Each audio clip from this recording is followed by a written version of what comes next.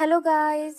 इस ड्रामा की female lead Yuri, जो कि एक रिच, ब्यूटीफुल और स्मार्ट बिजनेस वूमन है, पर उसकी एक ही प्रॉब्लम है कि उसे घोस्ट दिखाई देते हैं और जिस पर्सन को वो टच करती है उसे भी घोस्ट दिखाई देने लग जाते हैं। दूसरी तरफ हमारा मेल लीड एक प्रोसिक्यूटर है, जो कि शांत स्वभाव का है, पर साथ ही में वो स्मार्ट और स्ट्रॉन्ग भी है। लेकिन उसकी एक कमजोरी है, वो घोस्ट से बहुत ज्यादा डरता है। सो ये स्टोरी काफी इंटरेस्टिंग होने वाली है, सो स्टे कनेक्टेड। ड्रामा के स्टार्टिंग में हम एक हुडी पहनी हुई लड़की को देखते हैं, जो जंगल में जमीन खोद रही होती है।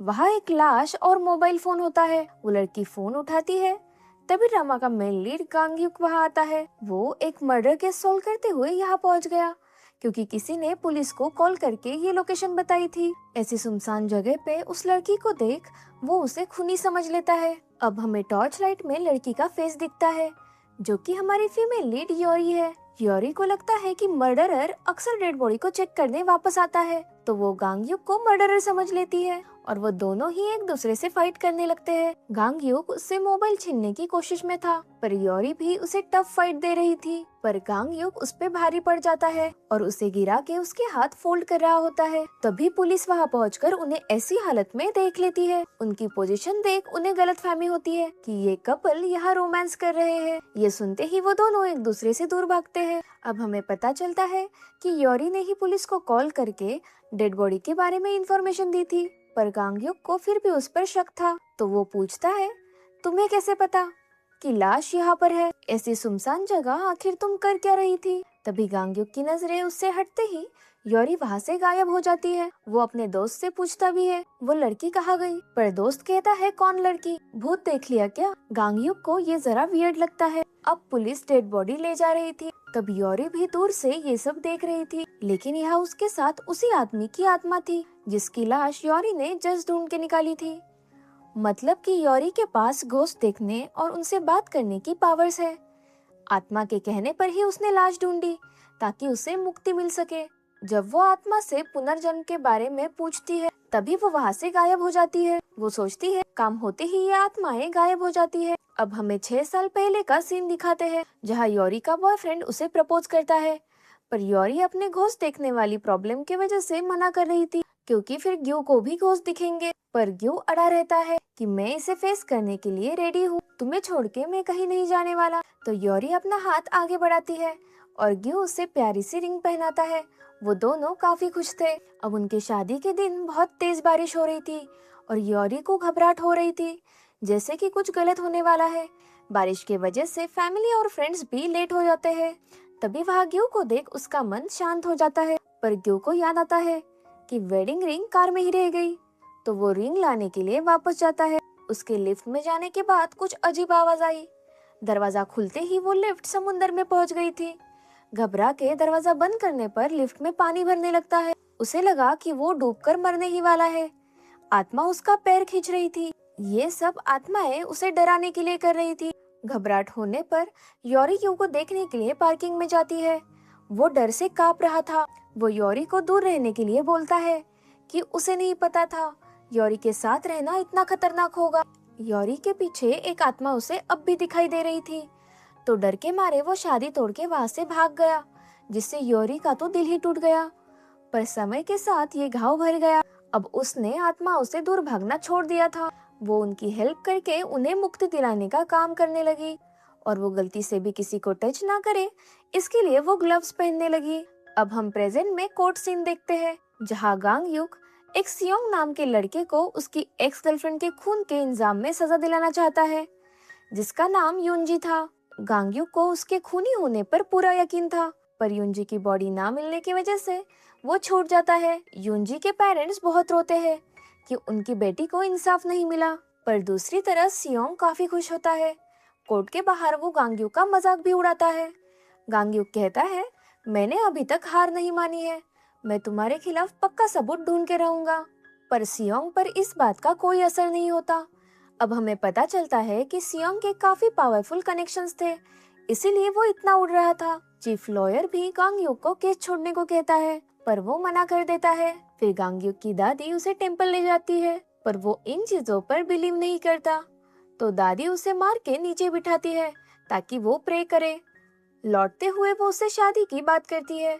वो मजाक में कहता है, आपको शादी की जल्दी है तो आप ही डेट कर लो, शायद आपको आपका सोलमेट मिल जाए। तब दादी उसे याद दिलाती है कि उसे ऐसी लड़कियों से दूर रहना है जिनका जन्म ब्लैक मंकी के मंथ में हुआ है। पर गांगयुक इस बात को ज्यादा सीरियसली नहीं लेता।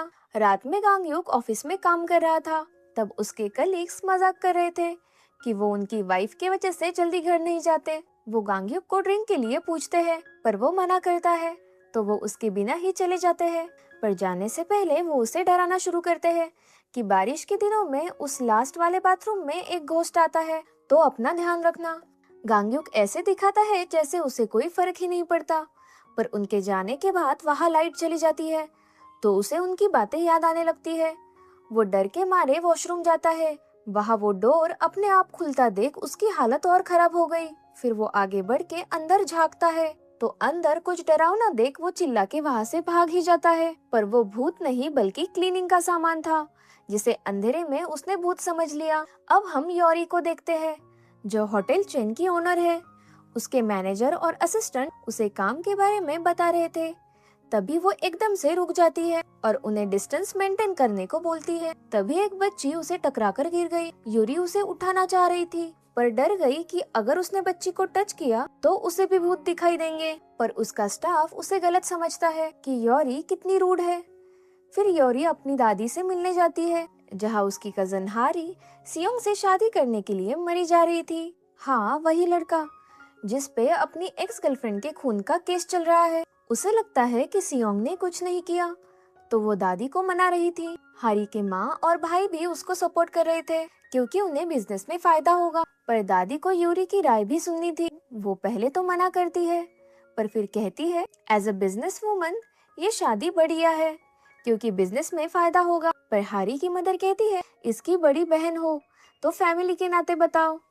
तब वो कहती है, उस पैरासाइट से शादी नहीं करनी चाहिए। वो पूरी तरह अपनी डैड पे डिपेंडेंट है और चीटर हमेशा चीटर ही रहेगा। हारी के लिए उसने एक्स गर्लफ्रेंड को छोड़ा, कल किसी और अमीर लड़के के लिए वो हारी को भी छोड़ेगा। पर हारी तो ये मानने को तैयार ही नहीं थी। वो कहती है वो इल्जाम झूठे साबित हो चुके हैं। फिर दादी सॉन्ग हॉल को आर्ट गैलरी में बदलने की बात करती है, वही हॉल जिसमें यूरी की शादी होने वाली थी। अब हमें पता चलता है कि उस हॉल में होने वाली शादी पे मुसीबत आ जाती है, तो लोगों ने उसे बुक करना ही छोड़ दिया। फिर हम स्टाफ को बातें करते हुए सुनते हैं कि खुद यूरी की भी शादी टूट गई। तब से इस हॉल पर बैड लक है। यहाँ योरी इस हॉल को गैलरी बनाने के खिलाफ होती है, क्योंकि उसके डैड ने बहुत प्यार से ये होटल बनाकर उसकी मॉम को गिफ्ट किया था, और वो वहाँ से चली गई। फिर वो वर्कआउट करती है, अकेले खाना भी खाती है। बेसिकली वो अकेले रहना पसंद करती है, ताकि उसकी पावर्स से किसी को परेशानी ना हो, और अकेले में वो बिना ग्लव्स के रह सकती है। वो गेम्स खेलने के बाद अपने बनाए टेंट हाउस में सोने जाती है, पर उसे किसी की शैडो दिखती है जो टेंट खोल रही थी। वो बाहर आकर देखती है तो एक आदमी की आत्मा उससे हेल्प मांगती है।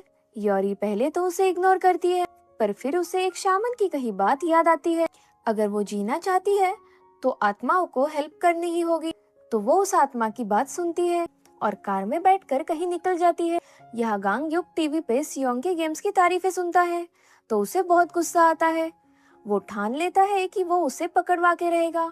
फिर वो स्टोर में कुछ सामान ले रहा था, तभी उसे एक आदमी की अजीब हरकतें देख उस पर शक होता है कि पक्का इसने कुछ गलत किया है। तभी योरी भी उस स्टोर के बाहर पहुंचती है। वो पुलिस को कॉल करके बुला ही रही थी कि वो स्टोर वाला आदमी एक कार में आकर बैठ जाता है। उसके साथ एक आदमी और था। वो निकलते वक्त योरी के कार को टक्कर मारते हैं और जल्दी में एक लड़की को भी उड़ाने वाले थे। तभी गांगयुक उस लड़की को साइड में खींच के बचा लेता है और जल्दी से योरी के कार में बैठ के उसे कार का पीछा करने को बोलता है। योरी उसे देख शॉक होती है, क्योंकि उसने उसे पहचान लिया था। वो उसे कार से निकलने को कहती है, पर वो पुलिस की आईडी दिखाकर उसे उस कार का पीछा करने को कहता रहता है। तभी कार के बैक सीट पर बैठी आत्मा भी यही करने को कहती है, पर गांगयुक उस आत्मा को नहीं देख पाता। उनका पीछा करते वक्त वो कार में ब्लैक मंकी का किचन नोटिस करता है, तो उसे दादी की कही बात याद आती है कि ब्लैक मंकी के मंथ में पैदा हुई लड़कियों से दूर रहना। आत्मा योरी को बताती है कि वो कार सिग्नल पर रुकी है, तो वो भी वहाँ पहुँचते हैं। तो गांगयुक उसे एक शॉर्टकट बता रहा था, पर यूरी हमेशा उसके बताए टर्न के अपोजिट टर्न लेती है। तो गांगयुक कंफ्यूज होता है, पर वो तो आत्मा के बताए रास्ते पर चल रही थी। अब वो उस कार के पास पहुंचते हैं और उन्हें ओवरटेक करके रोक लेते हैं। गांगयुक योरी को डोर्स लॉक करने को बोल के बाहर जाता है। वो उन आदमियों से इतनी तगड़ी फाइट करता है कि योरी भी सरप्राइज रह जाती है, क्योंकि उसका शांत स्वभाव देख उसने ये एक्सपेक्ट नहीं किया था। एक आदमी गांगयुक पे पीछे से हमला करता है, तभी योरी उसे बेसबॉल बैट से मार गिराती है। वो उसे थैंक्स कहता है और पूछता है, उन्होंने तुम्हारी कार को टक्कर मारी, क्या इसीलिए तुमने इनका पीछा किया या सिर्फ मेरे कहने की वजह से? वो उसे बकवास बंद करके कार की डिक्की चेक करने को कहती है। गांगयुक डिक्की खोलकर देखता है तो शॉक रह जाता है, क्योंकि उसमें एक ड्राइवर की डेड बॉडी होती है, जिससे उन लोगों ने जबरदस्ती एटीएम से पैसे निकलवाए और फिर उसे बेरहमी से मार दिया। उसी की आत्मा योरी को रास्ता बता रही थी। अब पुलिस आकर उन आदमियों को अरेस्ट करती है। जाते वक्त योरी उस आत्मा को बाय करती है। वो अपने किलर्स को पकड़वाना चाहते थे, इसीलिए उन्होंने योरी से हेल्प मांगी। उनको पकड़वाते ही आत्मा को मुक्ति मिल जाती है। अब योरी घर चली जाती है। वो एकदम नॉर्मल थी, जैसे कि कुछ हुआ ही नहीं, क्योंकि उसके लिए ये कोई नई बात नहीं थी। पर गांगयुक अभी भी सोच रहा होता है कि उसे डेड बॉडी के बारे में कैसे पता चला। उसे सपने में भी योरी बार बार दिखाई देती है। डर के मारे उसकी नींद ही खुल जाती है। वो सोचता है, ये लड़की मुझे हर बार डेड बॉडी के पास ही कैसे मिल जाती है। दूसरे दिन वो ऑफिस में सीसीटीवी फुटेज देखते हैं, जिसमें पिछले केस के एक अननोन कॉलर के शूज दिखते हैं। एक प्रोसिक्यूटर उस शूज के ब्रांड पहचान लेता है कि ये तो काफी एक्सपेंसिव शूज है। कोरिया में सिर्फ 3 लोगों के पास है, उनमें से सिर्फ योरी ही अभी कोरिया में मौजूद है। अब उसे योरी के बारे में पता चलता है कि वो एक होटल चेन की मालकिन है। वो बहुत रिच और पावरफुल बैकग्राउंड से बिलोंग करती है। वो होटल जाकर उससे मिलने की कोशिश करता है, पर उसे मना कर दिया जाता है। पर तभी वो योरी को वहाँ देख लेता है। उसे देख योरी अपना रास्ता बदल लेती है, पर गांगयुक उसका पीछा नहीं छोड़ता। वो पूरे होटल में उसका पीछा करता है, तो योरी स्टाफ लॉकर रूम में छुप जाती है। गांगयुक वहाँ आता है, पर स्टाफ के आते ही वो लॉकर में छुप जाता है। वो स्टाफ लेडीज वहाँ गॉसिप्स करती है कि योरी कितनी अजीब और रूड है। ग्लव्स तो ऐसे पहनती है जैसे कहीं की महारानी हो, और उस छोटी बच्ची को तक नहीं उठाया। योरी को यह सुन के बुरा लगता है। वो योरी को वहाँ देख घबरा जाती है, पर योरी बिना कुछ कहे वहाँ से चली जाती है। अब गांगयुक को लॉकर से बाहर आता देख वो लड़कियाँ और डर जाती है। वो फिर से योरी का पीछा करता है। अब योरी अपने कैबिन में जाकर बैठती है, क्योंकि उसे लगता है उसने गांगयुक को चकमा दे दिया। तो वो अपने ग्लव्स भी निकाल देती है, पर गांगयुक उसके कैबिन के बाहर फाइल देख रहा होता है, जो उसके हाथ से गिर जाती है। ये आवाज सुन के योरी डोर के पास जाकर खड़ी होती है। वो दोनों ही एक साथ डोर ओपन करते हैं, तो धक्का लगने से योरी गिरने लगी। तभी गांगयुक उसे पकड़ लेता है। पहले तो उसका हाथ कपड़ों पर होता है, पर योरी का हाथ स्लिप होने से वो उसे टच करने ही वाला था। और इसी सीन के साथ ये एपिसोड यही खत्म हो जाता है। नेक्स्ट एपिसोड के लिए चैनल को सब्सक्राइब करना मत भूलिएगा।